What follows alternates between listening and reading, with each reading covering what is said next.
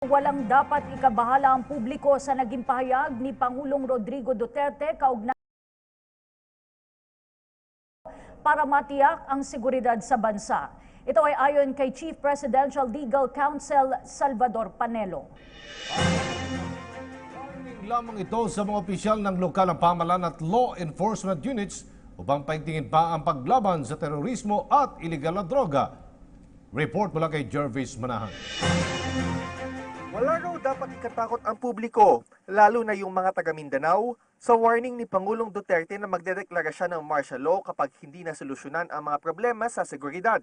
Ayon niya sa Chief Legal Counsel ng Pangulo na si Salvador Panelo. Aniya, kung gagawin man ito ng Pangulo ay titiyakin nilang hindi ito maaabuso, lalo na't kilala naman daw si Pangulong Duterte na mahigpit sa pagpapatupad ng batas. As I have repeatedly said, the President will only impose martial law on a particular place depending on the exigencies and conditions.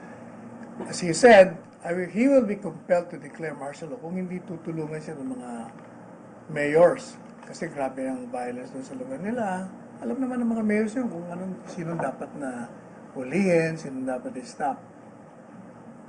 Moreover, kahit na mag-declare ng martial law, si Presidente naman is always very strict on himself.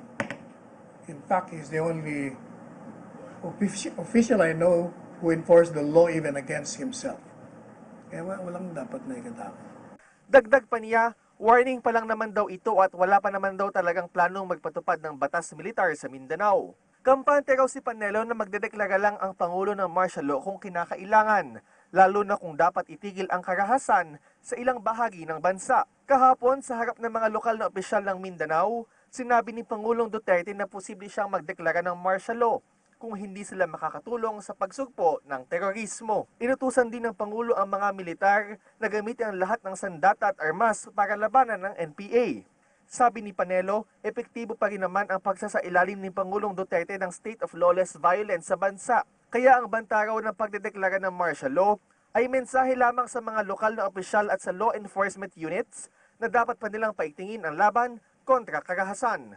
Ganito rin ang pananaw ni Senate President Coco Pimentel. Kung matutuloy man daw ito, ipapatupad lang ang martial law sa mga lugar na dapat ikontrol. Tiniyak din ni Pimentel na walang dapat ikatakot ang publiko kaugnay nito. Para sa PTV News, Jervis Manahan.